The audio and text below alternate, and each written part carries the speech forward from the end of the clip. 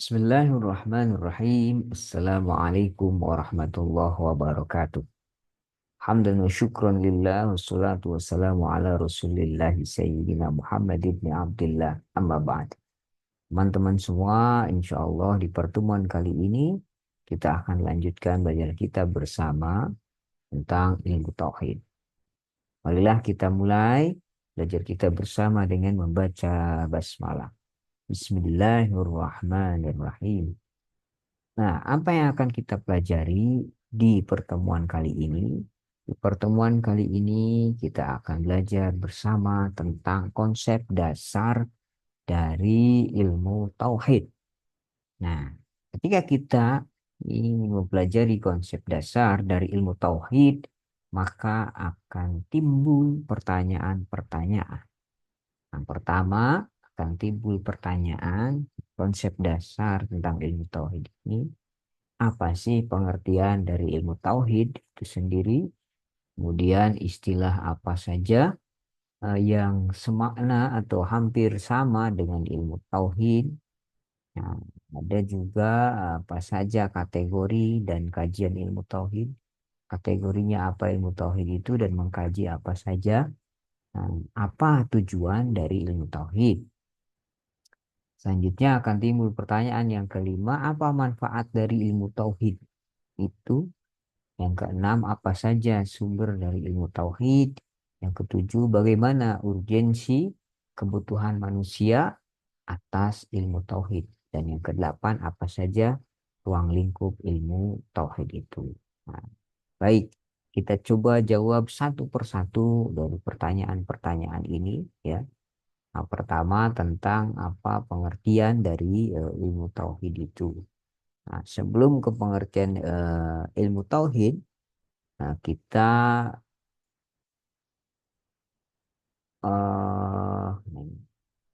mulai dulu dengan apa sih eh, kata-kata tauhid di dalam Islam itu. Gitu. Nah, untayan kata-kata tauhid di dalam Islam itu dinyatakan dalam kalimat la ilaha illallah. Kalimat la ilaha illallah, Allah sebagai satu-satunya Tuhan. Nah, Nah, ini sebuah ungkapan an-nafyu, kemudian al-isbat. An-nafyu, an-nafyu, kemudian al-isbat. An-nafyu itu menolak dan al-isbat itu konfirmasi. Nah, menolak Tuhan dengan kata la ilaha, kemudian meneguhkannya dengan illallah, negasi, kemudian dengan konfirmasi. Pernyataan negasi tiada Tuhan adalah starting point proses liberasi, proses pembebasan iman terlebih dahulu eh, dari segala bentuk belenggu yang dapat merusak keimanan kepada Allah. Negasi ini eh, sebelum konfirmasi ini mutlak dilakukan sebab problem utama menuju manusia yang bertauhid sebenarnya bukanlah ketidakpercayaan kepada Allah.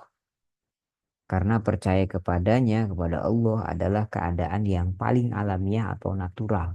Yang kemarin kita sudah bahas sejak lahir di dalam alam ruh, manusia sudah bersaksi bahwa apa alastu birabbikum, apakah bukankah aku ini adalah Tuhanmu?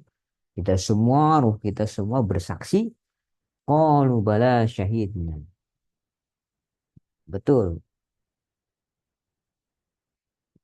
kami ya betul, eh, kami bersaksi bahwa Engkau adalah Tuhan kami. Nah, dari sinilah kemudian mengkaji ilmu tauhid berarti mengetahui keyakinan dan kepercayaan kepada rukun iman. Sehingga membahas ilmu tauhid berarti menjelaskan semua hal tentang keimanan serta rukun-rukunnya.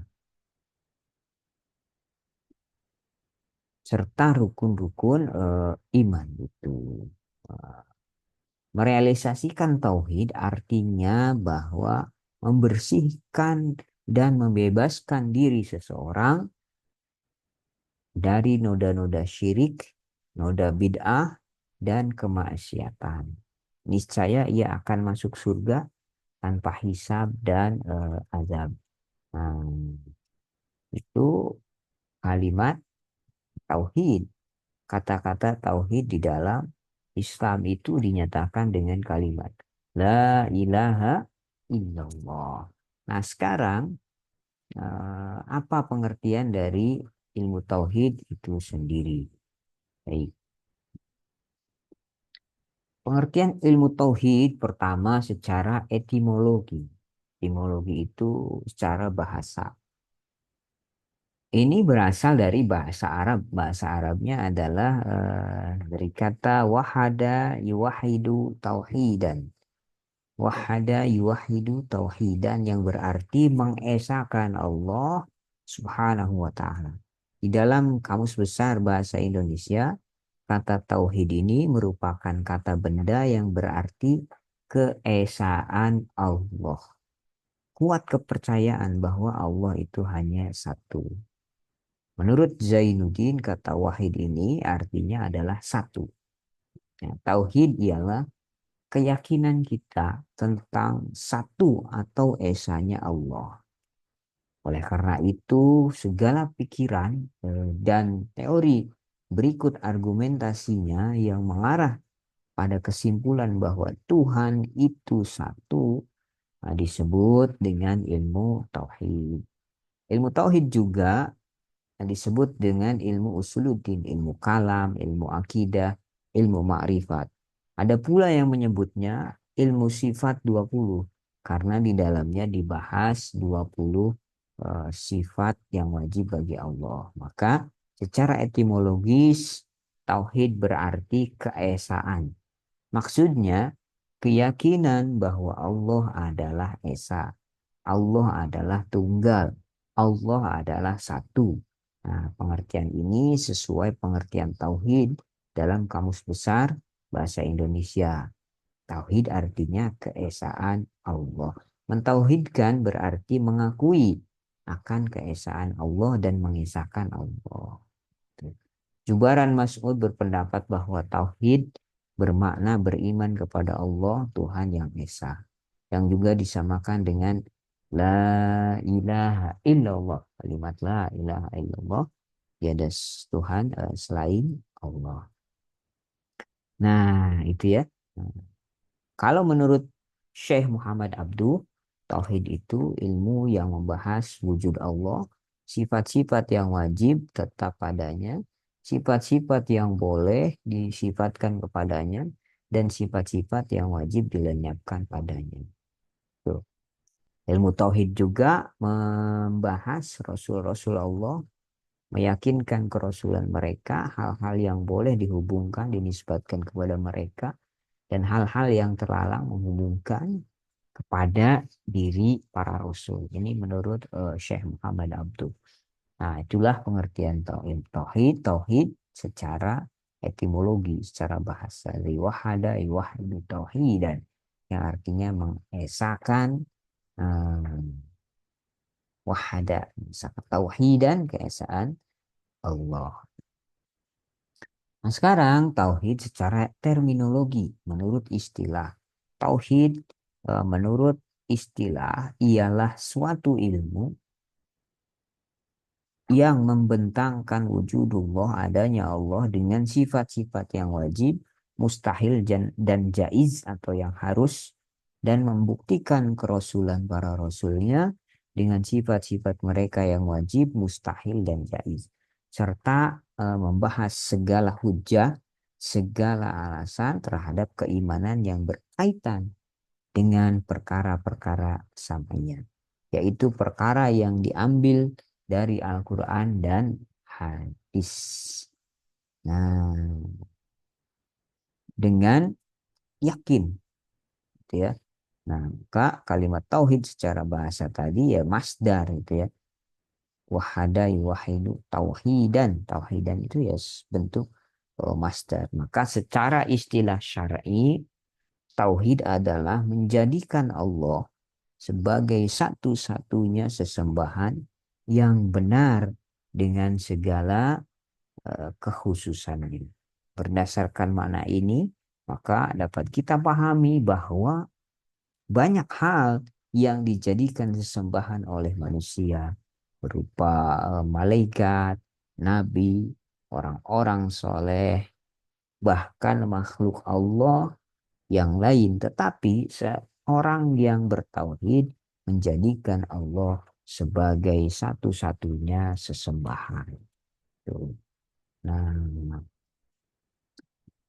Ibnu Khaldun di dalam bukunya menjelaskan dalam kitab Muqaddimahnya bahwa kata tauhid ini mengandung makna keesaan Tuhan.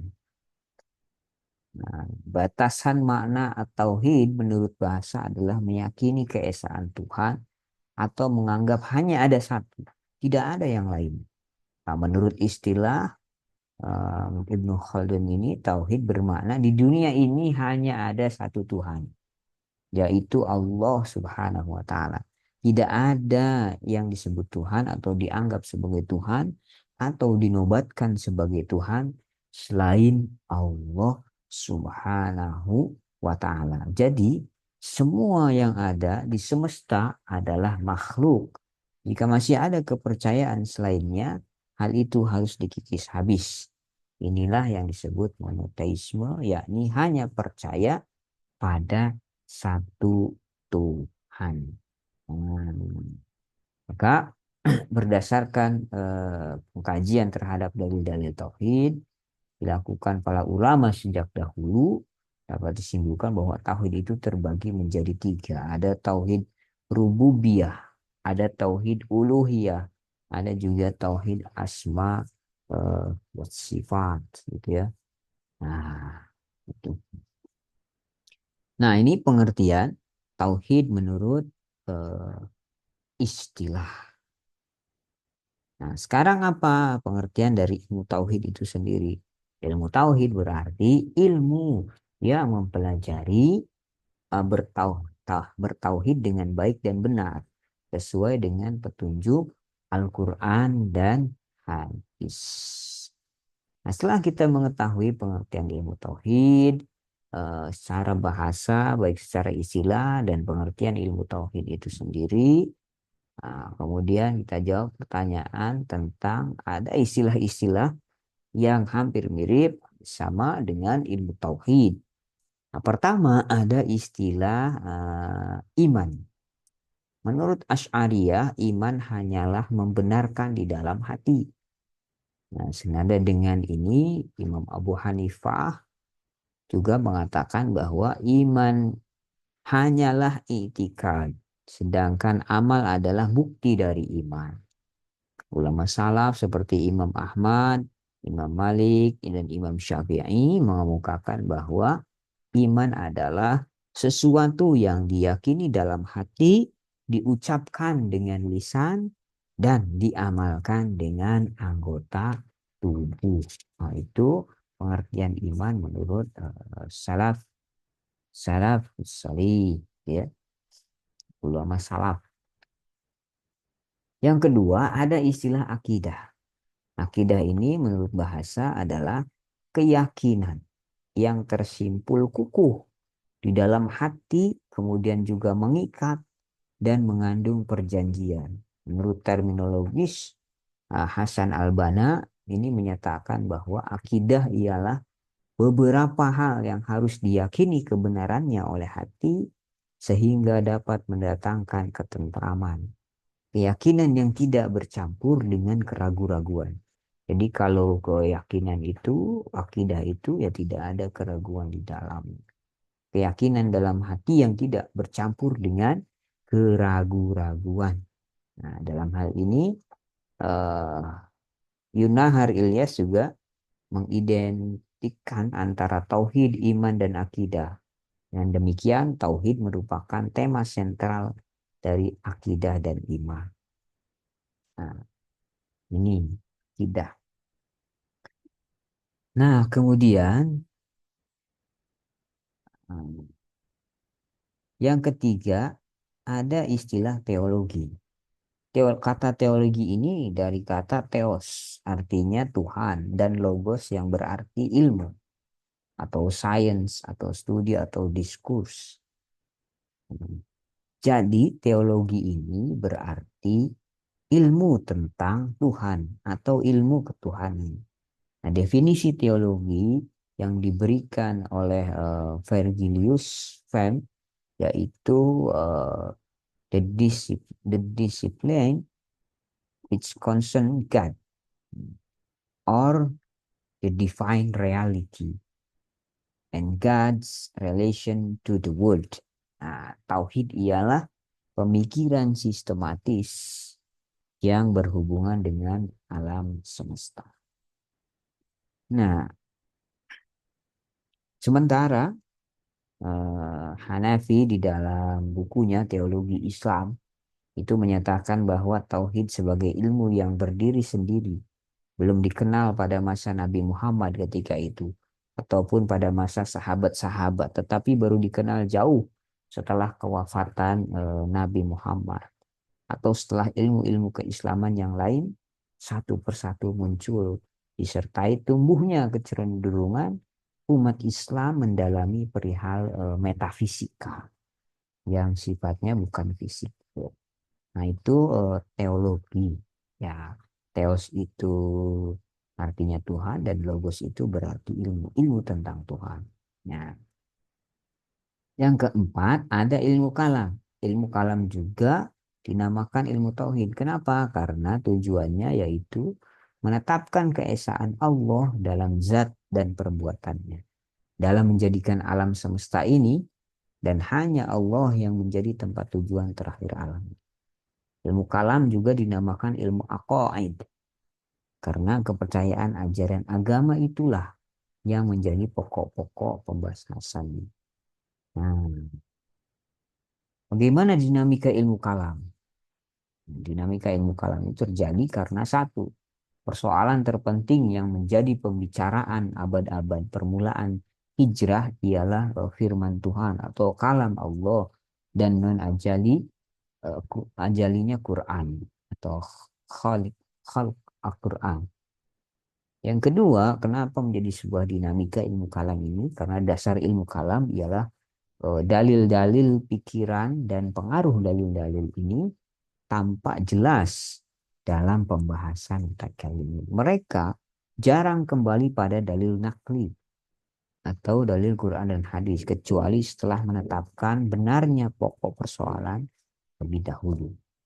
Yang ketiga, dinamika ilmu kalam ini terjadi karena cara pembuktian kepercayaan agama menyerupai logika di dalam filsafat. Pembuktian di dalam soal-soal agama ini dinamakan ilmu kalam untuk membedakan dengan logika di dalam filsafat. Itu istilah yang keempat. Yang kelima, istilah ilmu tauhid itu ada istilah ilmu usuluddin. Usuluddin. Nah, dinamai dengan usuluddin karena ilmu ini membahas usul atau pokok-pokok ad-din, keagamaan, yakni kepercayaan dan keyakinan kepada Tuhan. Ilmu tauhid juga dinamai ilmu aqaid tadi ya, karena dengan ilmu ini seorang diharapkan meyakini dalam hatinya secara mendalam dan mengingatkan dirinya hanya kepada Allah sebagai Tuhan. Nah, berdasarkan pembahasan tadi tampaklah bahwa ilmu tauhid itu ya ilmu yang berbicara tentang cara seseorang meyakini dan percaya hanya ada Tuhan yang satu yang berkuasa atas segala sesuatu. Sehingga ilmu tauhid ini adalah sebuah disiplin ilmu yang sangat penting bagi kehidupan umat manusia. Khususnya bagi umat beragama untuk mendapatkan sebuah kebahagiaan baik di dunia maupun di akhirat. Nah, objek dari kajian ilmu tauhid ialah akidah. Objeknya adalah akidah yang diterangkan dalil-dalilnya, yakni pendapat dan pikiran atau anutan yang mempengaruhi jiwa manusia, lalu menjadi suatu bagian dari manusia itu yang dipertahankan dalam i'tikad bahwa hal itu adalah benar. Oleh karena itu, akidah inilah yang menjadi dasar akidah Islamiyah. Nah, itulah ilmu tauhid. Jadi secara garis besar, ilmu tauhid ialah ilmu yang pelajari cara bertauhid dengan baik dan benar sesuai dengan petunjuk Al-Quran dan hadis. Nah, petunjuk Al-Quran dan hadis inilah yang dikaji secara mendalam oleh para ulama. Akan tetapi karena pola pikir, latar belakang, metode pendekatan, dan sudut pandang yang berbeda, hasil pemikiran mereka pun berbeda-beda. Nah, ini istilah ilmu tauhid. Selanjutnya ada pertanyaan tadi, apa saja kategori dan kajian ilmu tauhid. Nah,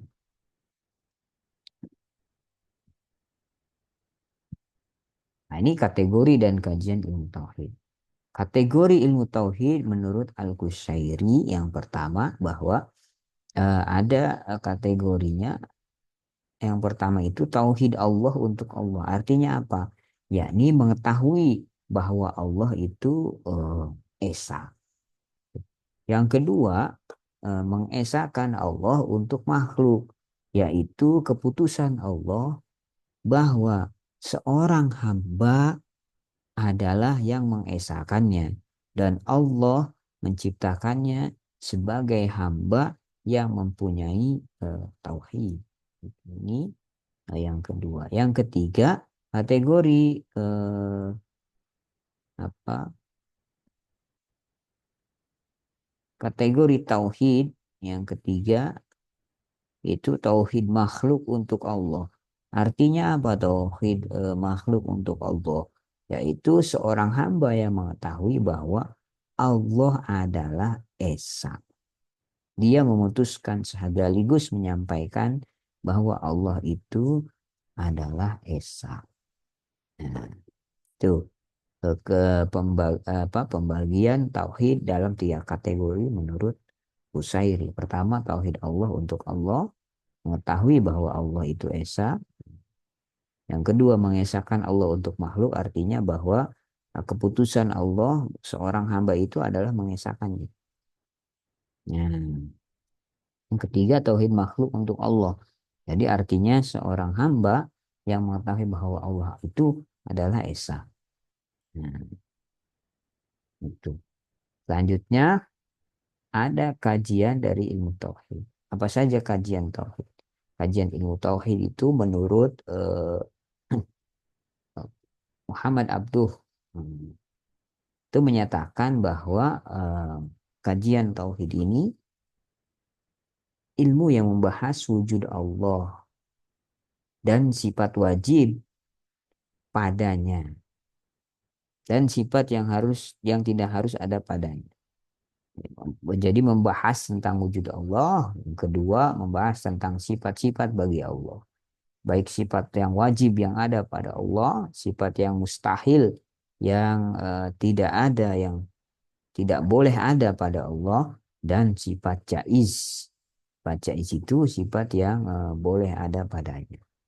Sifat wajib, misalkan wujud, qidam, baqo, yang 20 sifat wajib bagi Allah. Sifat mustahilnya hmm, apa, Adam, kudus, fana, gitu ya. Nah, itu. Ini dan sifat jaiznya fi'lu kulli mumkinin aw tarkuhu. Kerjakan segala sesuatu atau meninggalkan. Ini kajian ilmu tauhid menurut Muhammad Abduh. Pertama mengkaji tentang wujud Allah, yang kedua tentang sifat-sifat bagi Allah. Sifat wajib, sifat mustahil, dan sifat jaiz. Nah, selanjutnya ada pertanyaan juga tentang tujuannya apa sih ilmu tauhid ini?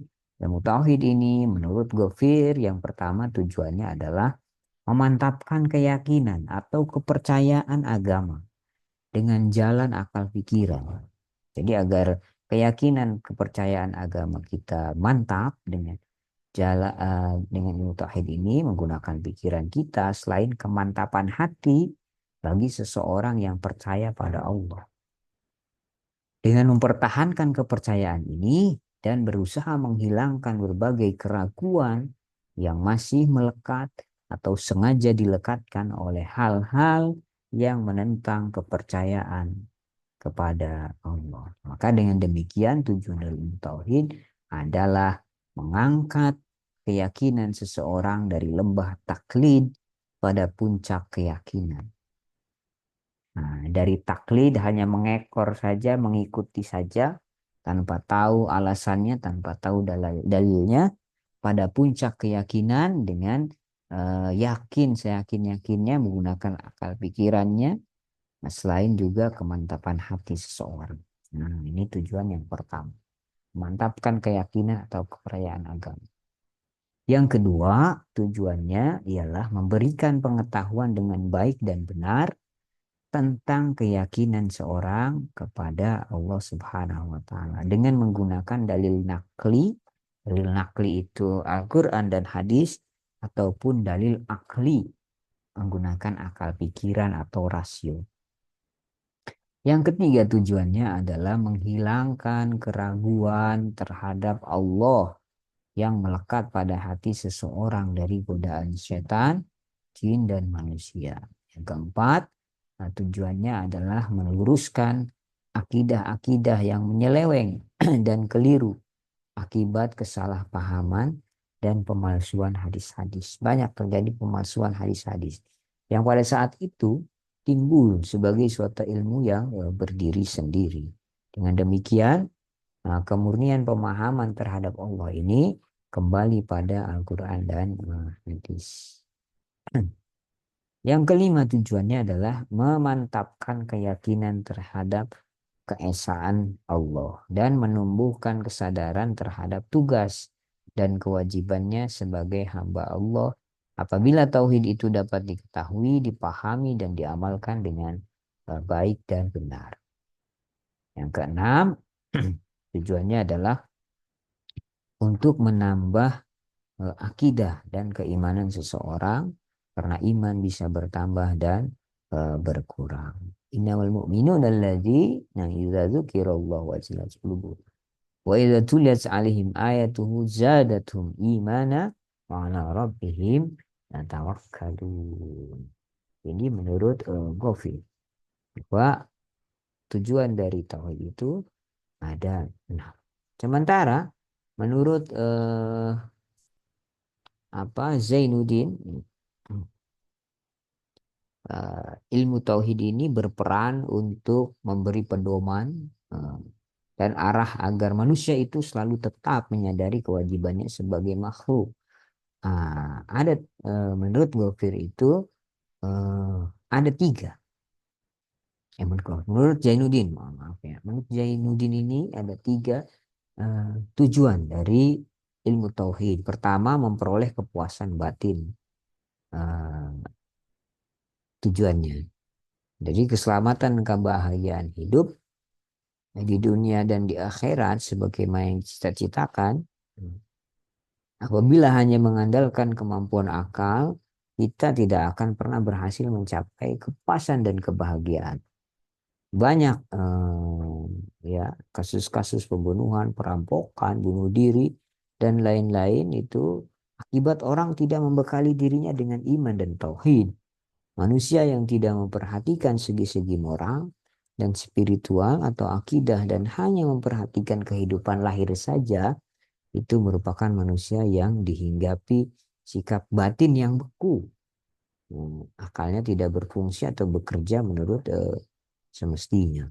Oleh karena itu manusia ini memerlukan penghidupan batin dengan iman dan tauhid untuk mengikuti petunjuk Allah yang tidak mungkin salah, sehingga tujuan mencari kepuasan dan kebahagiaan itu bisa terjadi.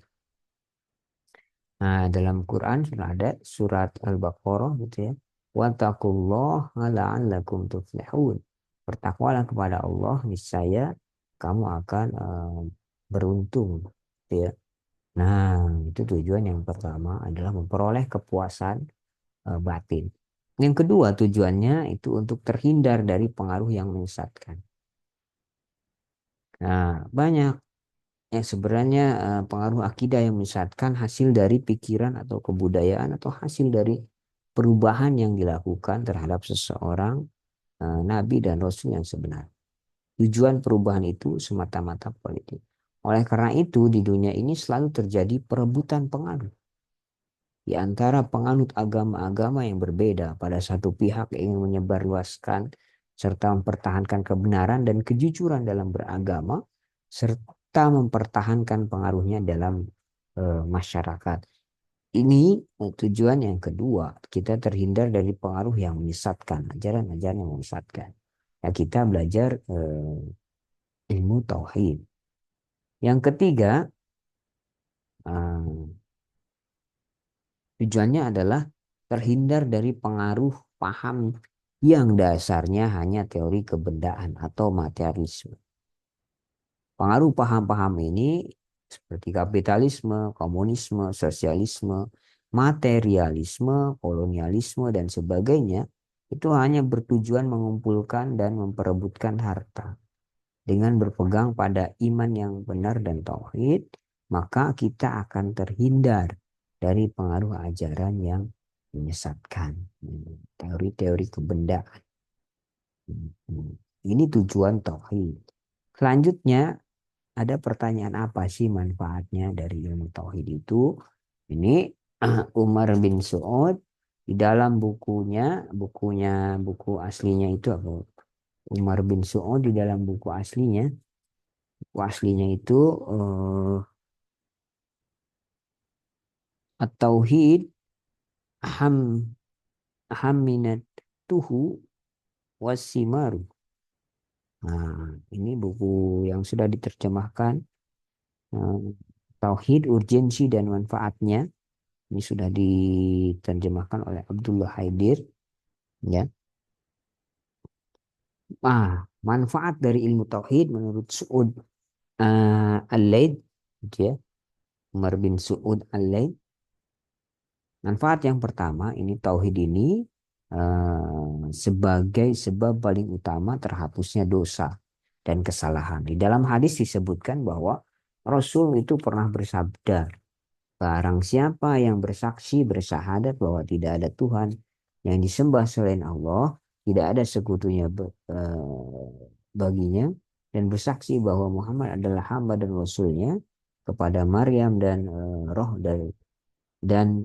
darinya, dan bersaksi bahwa surga adalah hak, neraka itu hak, maka Allah akan masukkan dia ke dalam surganya apapun amal yang ada padanya.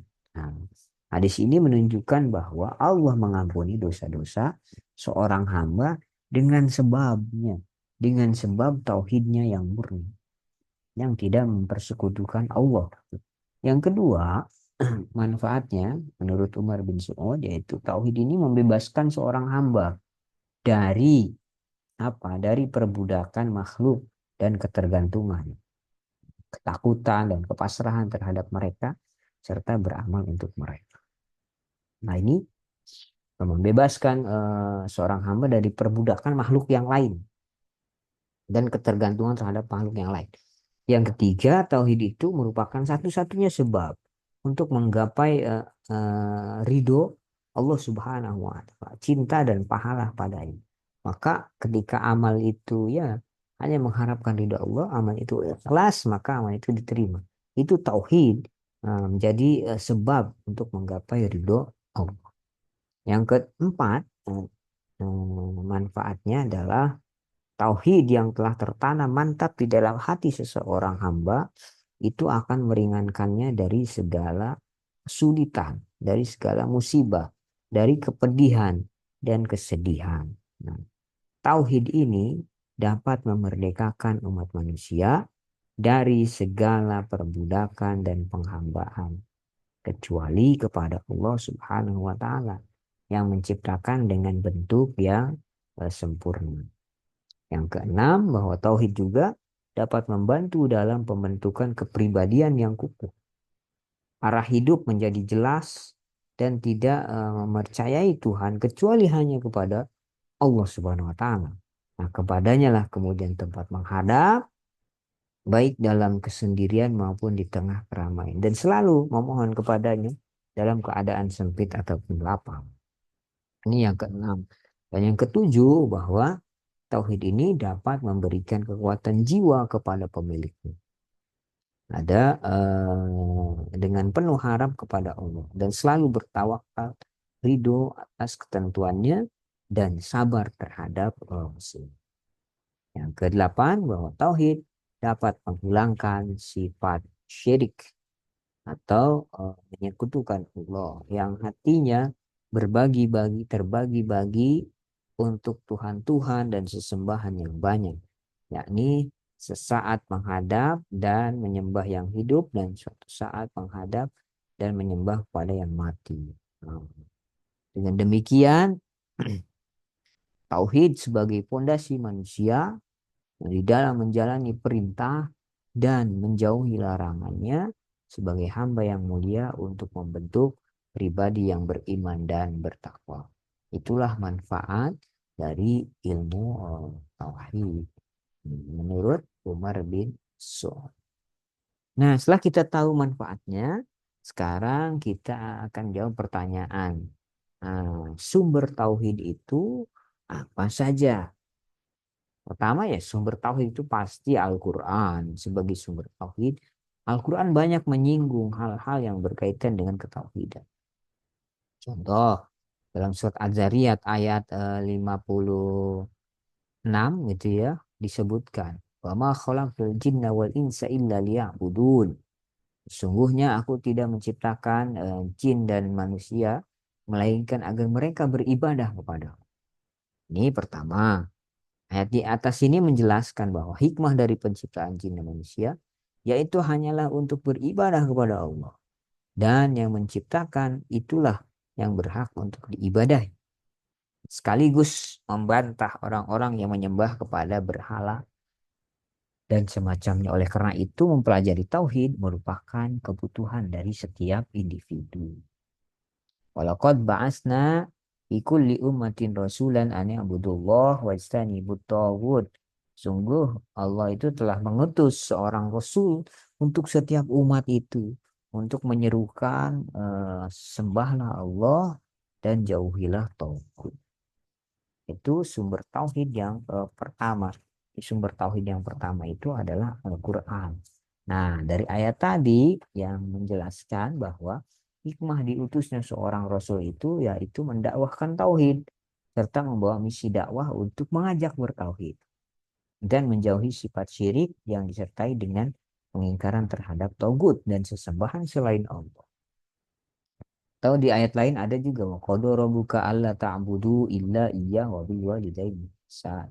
Tuhanmu telah memerintahkan agar kamu itu jangan menyembah selain Dia dan hendaklah berbuat baik pada ibu bapak. Nah, ini ayat ini menjelaskan bahwa Allah memerintahkan kepada umatnya tentang kepada hambanya, ya. Nah, hak Allah sebagai hak yang paling penting yang harus ditunaikan, karena hak-hak Allah adalah sikap tauhid kita kepada Yang Maha Pencipta dilanjutkan dengan sikap pengaguan terhadap hak-hak kedua orang tua untuk selalu berbakti kepada Allah. Itu sumber tauhid yang pertama, itu Al-Quran. Yang kedua sumber tauhid itu adalah hadis. Hadis yang menjelaskan tentang keutamaan tauhid itu ada dalam hadis disebutkan, innallaha lam yafrudu syai'an afdalu minat tauhid was salat. Walau kana syai'un afdalu minhu laftardahu ala malaikatihi minhum raki'u wa minhum sajid. Sesungguhnya Allah tidak mewajibkan sesuatu yang lebih utama dari tauhid dan sholat. Jika ada sesuatu yang lebih utama dari tauhid dan sholat, maka pasti Allah akan mewajibkannya kepada para malaikatnya. Di antara mereka ada yang ruku dan ada yang sujud. Ini yang kedua sumbernya. Atau dalam hadis lain sebutkan, wa umirtu an uqatilan nas hatta yaqulu la ilaha illallah fa idza qaluha asamu minni dima'ahum wa amwalahum illa bihaqqiha wa hisabuhum 'ala Allah. Jadi aku itu diperintahkan, Rasul itu diperintahkan untuk memerangi manusia hingga mereka mengatakan bahwa tidak ada Tuhan kecuali Allah.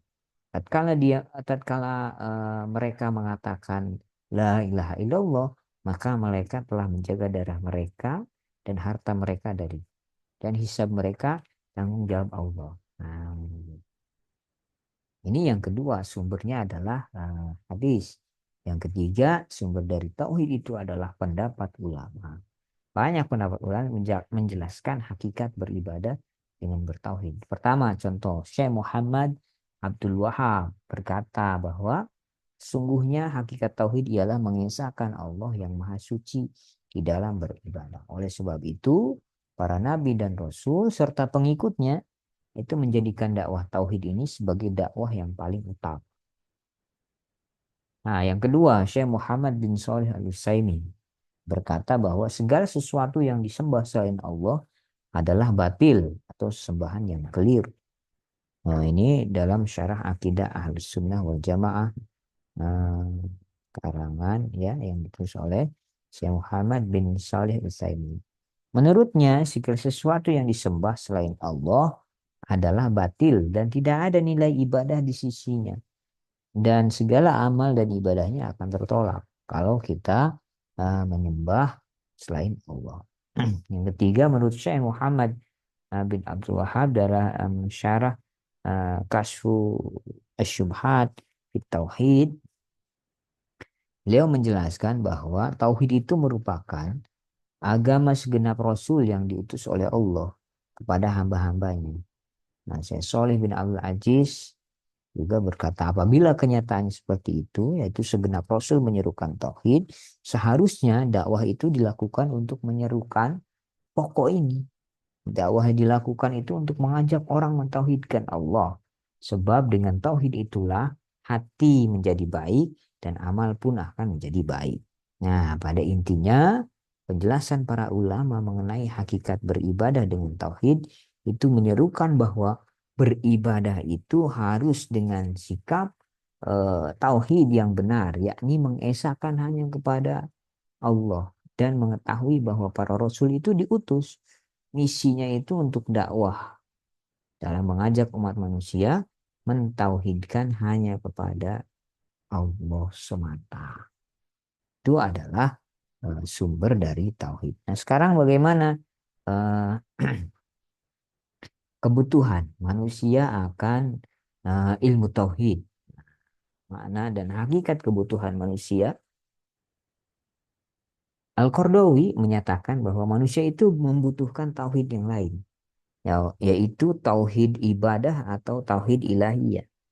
Tauhid tersebut menjadikan Allah sebagai Tuhan yang harus disembah, juga menjadikan Allah sebagai Tuhan yang dimintai pertolongan. Tidak ada yang berhak disembah dan dimintai pertolongan kecuali Allah. Nah, iyyaka na'budu wa iyyaka nasta'in. Hanya kepada engkau kami menyembah dan hanya kepada engkaulah kami memohon pertolongan. Nah, makna ayat di atas ini menunjukkan bahwa kebutuhan manusia terhadap tauhid antara lain adalah pertama untuk na'budu, yang diambil dari kata ibadah, kepatuhan dan ketundukan yang ditimbulkan oleh perasaan terhadap kebesaran Allah sebagai Tuhan yang disembah karena berkeyakinan bahwa Allah mempunyai kekuasaan yang mutlak terhadapnya. Dan nasta'in, minta pertolongan dari kata isti'anah, mengharapkan bantuan untuk dapat menyelesaikan suatu pekerjaan yang tidak sanggup dikerjakan sendiri. Jadi na'budu menyembah hanya kepada Allah dan nasta'in memohon pertolongan atas segala sesuatu yang tidak sanggup dikerjakan sendiri itu hanya kepada Allah Subhanahu wa taala. Maka itulah makna dan hakikat kebutuhan manusia. Na'budu dan nasta'in. Nah, selanjutnya apa pentingnya kebutuhan ilmu tauhid? Pentingnya dan mendesaknya kebutuhan ilmu tauhid ini menurut Umar bin Saud ya di dalam tadi buku At-Tauhid Hamyatuhu Wasimaruhu gitu ya, urgensi dan manfaatnya itu menyebutkan bahwa pentingnya kebutuhan ilmu tauhid. Pertama, kemuliaan ilmu mengajarkan kepada manusia berdasarkan tuntunan Al-Quran dan Sunnah yang sahih. Terletak pada objek ilmunya yaitu Allah. Inilah ilmu yang menuntun kita untuk mengenal Allah, ilmu tauhid ini. Yang bahwa Dia Maha Pencipta, pemberi rezeki, tidak ada sekutu baginya. Dan bahwa Dialah pemilik nama-nama agung dan sifat-sifat yang mulia. Hanya Dia yang berhak disembah dengan baik. Yang kedua, tauhid itu merupakan dakwah para rasul. Maka mereka tidak mulai dakwah terhadap kaumnya selain tauhidullah untuk mengesahkan Allah. Meskipun ada penyelewengan sosial atau ekonomi atau akhlak pada umatnya, nah, kalau tauhid merupakan landasan dasar bagi segala sesuatu. Kalau tauhidnya kuat, eh, sosial dan ekonomi dan akhlak akan baik. Yang ketiga, tauhid merupakan kewajiban pertama bagi setiap orang yang mukallaf dari sisi memahami, mengkaji, mengamalkan dan mendakwahkannya. Dalil sebagaimana yang dikatakan Rasul kepada Muaz, hendaklah yang pertama engkau serukan adalah persaksian bahwa tidak ada Tuhan selain Allah. Yang keempat, pentingnya kebutuhan ilmu tauhid karena mengucapkan kalimat tauhid la ilaha illallah adalah pintu pertama bagi seseorang untuk masuk Islam. Seorang tidak dikatakan masuk Islam kecuali dengan tauhid. Meskipun dia puasa atau menunaikan haji, jika tidak mengucapkan kalimat ikhlas la ilaha illallah, tidak dapat ditetapkan iman dan Islamnya. Nah, itu ya. Bahkan Rasul dalam hadisnya ada menyebutkan saya ini diperintahkan untuk memerangi manusia sampai mereka mengatakan la ilaha illallah. Yang kelima, pentingnya kebutuhan ilmu tauhid ini bahwa Allah menyebut tauhid sebagai roh dan cahaya, sebagai pedoman bagi kehidupan yang hakiki, karena tauhid menerangi jalan bagi pengikutnya, mengeluarkan mereka dari kegelapan syirik kepada cahaya iman. Yang keenam, bahwa tauhid adalah ibadah yang tidak dapat ditinggalkan oleh seorang hamba walau sekejap. Dia membutuhkannya pada malam dan siang saat hidup dan kematian. Bahkan tauhid ini harus selalu menyertainya dalam semua kondisi. Berbeda dengan ibadah yang lain seperti sholat, puasa, dan lainnya yang dilaksanakan pada waktu masing-masing yang jika seorang hamba telah melaksanakannya, dia tidak dituntut lagi hingga datang waktu berikutnya. Tapi kalau tauhid dia harus dibawa setiap detik, setiap menit, setiap waktu keyakinan terhadap keesaan Allah. Na'budu wa nasta'in. Tidak ada sembahan selain Allah dan hanya kepada Allah kita memohon pertolongan. Selanjutnya bahwa pentingnya kebutuhan ilmu tauhid karena ruang lingkup dan fokus dakwah para rasul itu sejak Nabi Nuh hingga penutup para nabi, Nabi Muhammad, ya bertauhid kepada Allah. Tidaklah diutus seorang rasul kecuali dengan tujuan menyingkirkan kesyirikan dan membangun fondasi tauhid dan akidah dalam jiwa manusia. Itu. Dan Nabi Muhammad kalau kita lihat itu bukan hanya diutus untuk bahasa Arab, melainkan juga untuk seluruh manusia.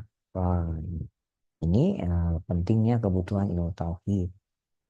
Selanjutnya pentingnya kebutuhan ilmu tauhid ini yang ke-8 bahwa tauhid merupakan perkara yang harus dibawa oleh seorang muslim pada akhir kehidupannya di dunia ini. Pemilik tauhid akan dimudahkan Allah untuk mengucapkannya dan melunakkan lisannya serta meneguhkan mereka dengan ucapan yang meneguhkan dalam kehidupan dunia dan akhirat. Ini adalah pentingnya kebutuhan ilmu tauhid.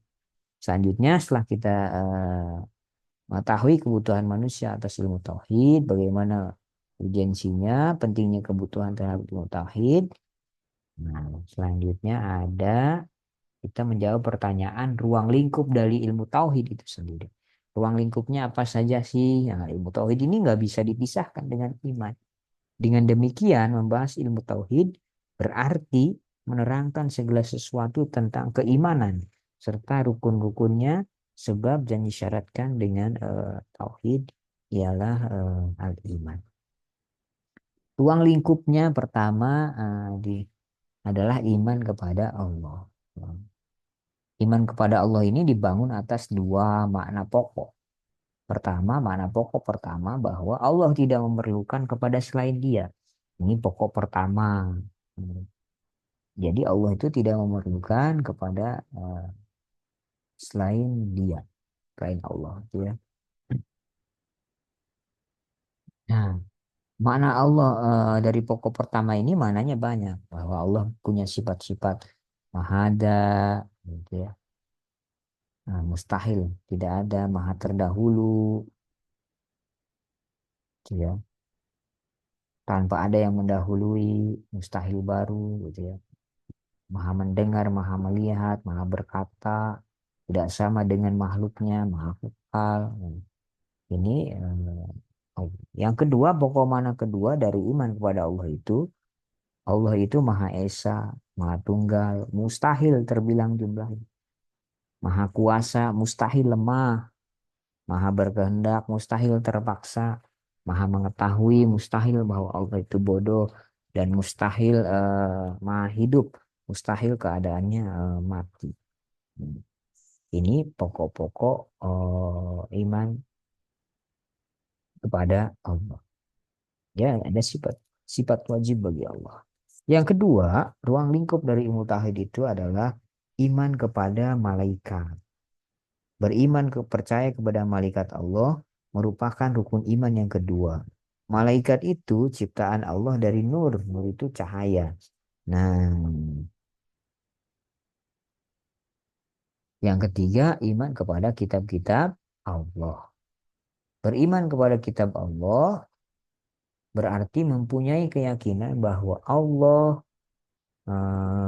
mempunyai beberapa kitab yang telah diturunkan kepada para nabi.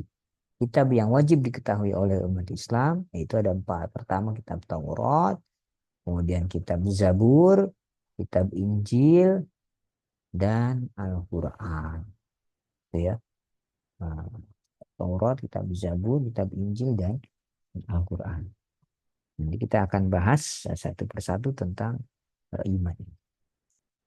Yang keempat, iman kepada Rasul-Rasulnya. Artinya beriman kepada Rasul ini ya rukun iman yang keempat. Rasul manusia laki-laki yang merdeka yang diwahyukan kepadanya dengan hukum syara untuk diamalkan serta disampaikan kepada orang lain. Rasul ini berbeda dengan Nabi. Kalau Nabi ya hanya untuk dirinya dan keluarganya saja. Tetapi kalau sudah menjadi Rasul, ya Rasul itu ya harus disampaikan kepada orang lain, kepada kayak kayak khalayak ramai. Menyampaikan ajaran-ajaran tauhid kepada khalayak. Nah, yang kelima, kita iman kepada hari akhir. Artinya bahwa iman kepada hari akhir ini merupakan rukun iman yang kelima. Setiap ada perintah untuk beriman kepada Allah, ini selalu diiringi dengan perintah beriman kepada hari akhir. Nah, ini biasanya kalau setiap perintah beriman kepada Allah, selalu diiringi perintah beriman kepada hari akhir.